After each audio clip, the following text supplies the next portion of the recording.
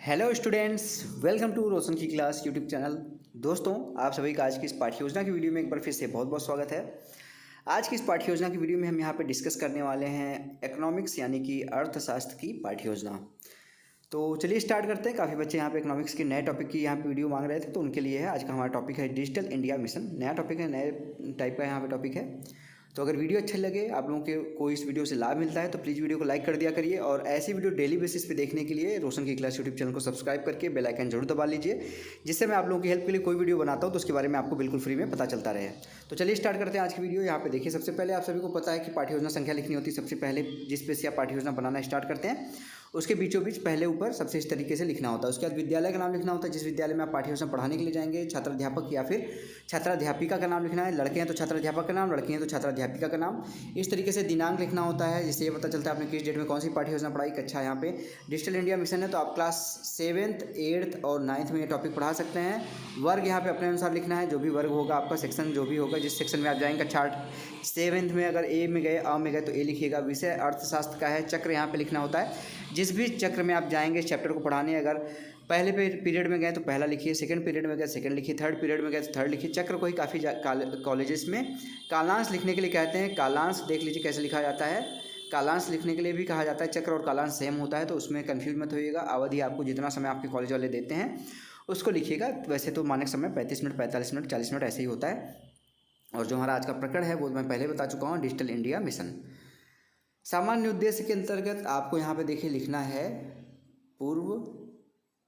पूर्ववत। सामान्य उद्देश्य के सामने इस तरीके से लिख दीजिएगा पूर्ववत। पूर्ववत का मतलब होता है इसके पहले आप इकोनॉमिक्स यानी कि अर्थशास्त्र की कोई पाठ्य योजना बना चुके, लिख चुके हो, तो उसके अंदर जो आपने सामान्य उद्देश्य लिखा है वो सारी चीज़ें पूर्ववत लिखते ही यहाँ पे इंक्लूड मान ली जाएंगी। अगली हेडिंग है विशिष्ट उद्देश्य। विशिष्ट उद्देश्य में आपको आपका जो टॉपिक होता है, जैसे हमारा आज का टॉपिक है डिजिटल इंडिया मिशन, तो डिजिटल इंडिया मिशन पढ़ाने के बाद बच्चों को आप क्या सिखाना चाहते हैं, उनके अंदर किस प्रकार की नॉलेज का विकास करना चाहते हैं, उसके बारे में यहाँ पे विशिष्ट उद्देश्य में कम से कम 2 से 3 पॉइंट और मैक्सिमम 5 से 6 पॉइंट लिख सकते हैं। तो देखिए यहाँ पे पहला पॉइंट लिखा गया ज्ञानात्मक। इसमें देखिए लिखा गया फर्स्ट पॉइंट, छात्र डिजिटल इंडिया का प्रत्यास्मरण कर सकेंगे। दूसरा पॉइंट है छात्र देश में आर्थिक विकास में डिजिटल इंडिया मिशन का महत्व जान सकेंगे। दूसरा हेडिंग है बोधात्मक। इसमें देखिए लिखा गया छात्र डिजिटल इंडिया के उद्देश्यों का अपने जीवन में प्रयोग कर सकेंगे। तीसरा हेडिंग है क्रियात्मक। इसमें देखिए लिखा गया है छात्र डिजिटल इंडिया मिशन का विभिन्न क्षेत्रों में प्रभाव को लिख सकेंगे। अब आपकी नेक्स्ट हेडिंग आती है सहायक सामग्री।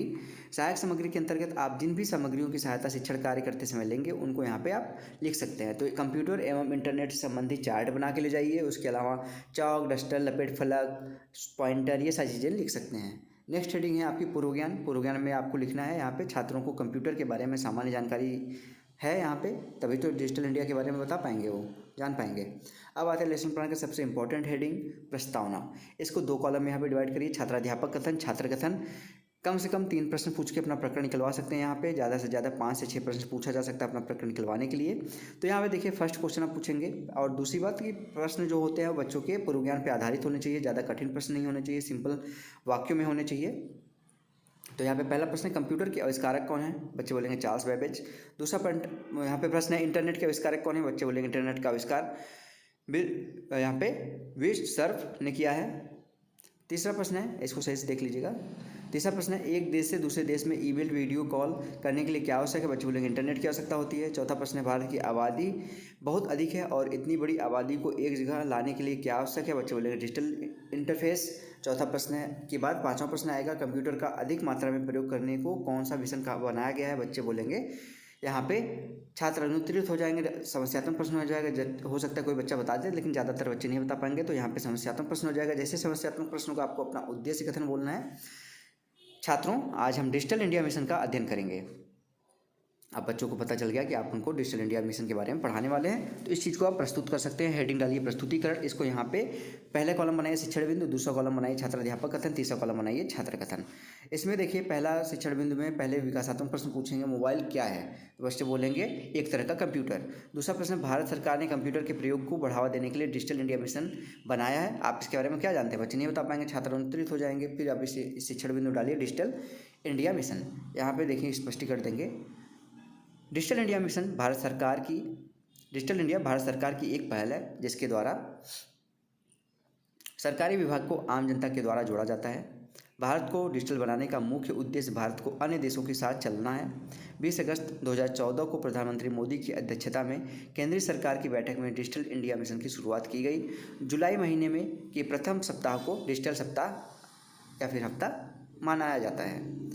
प्रश्न है, डिजिटल इंडिया मिशन का मुख्य उद्देश्य क्या है? बच्चे बोलेंगे भारत को विभिन्न देशों के साथ आगे बढ़ाना। चौथा प्रश्न है, डिजिटल इंडिया मिशन को किसने स्वीकृति दी? बच्चे बोलेंगे प्रधानमंत्री नरेंद्र मोदी जी ने। तीसरा प्रश्न है अगला, डिजिटल इंडिया मिशन कब शुरू हुआ? बच्चे बोलेंगे 1 जुलाई 2015 को। छठवां प्रश्न है, डिजिटल सप्ताह कब मनाया जाता है? बच्चे बोलेंगे जुलाई के प्रथम सप्ताह में। अगला प्रश्न है, डिजिटल इंडिया के बारे की आधार क्या आधार है? बच्चे नहीं बता पाएंगे, छात्र अनुत्तरित हो जाएंगे। अब इसके बारे में आधार बताएंगे।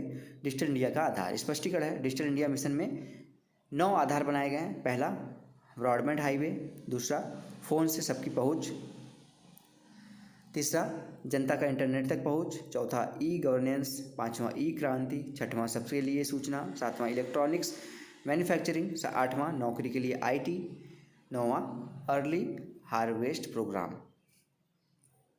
प्रश्न है यहाँ पे, भारत में कौन सी जनता तक इंटरनेट की पहुंच है? बच्चे बोलेंगे शहरी जनता तक।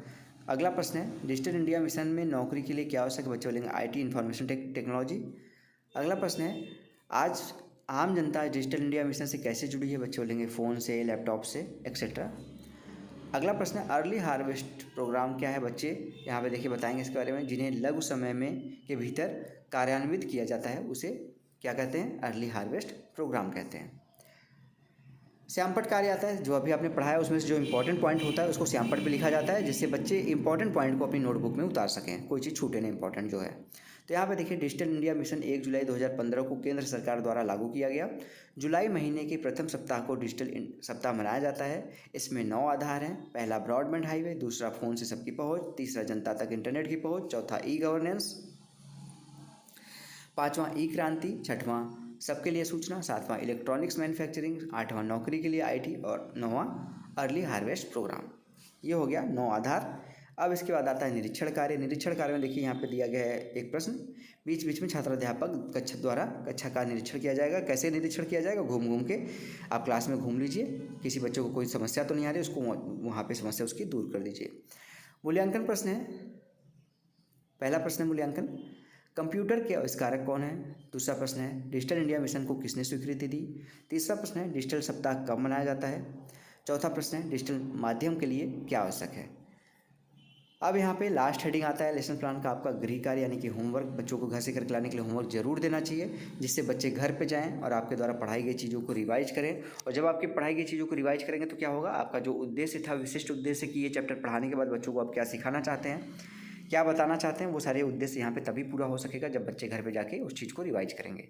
तो यहाँ पे एक प्रश्न देखिए दिया गया है, कराया गया पाठ याद करके आएंगे। यानी आज जो आपको पढ़ाया गया है, अभी बच्चों का कार्य क्या दिया है आपने, उस चीज़ को आप घर पे जाएंगे और याद करके आएंगे।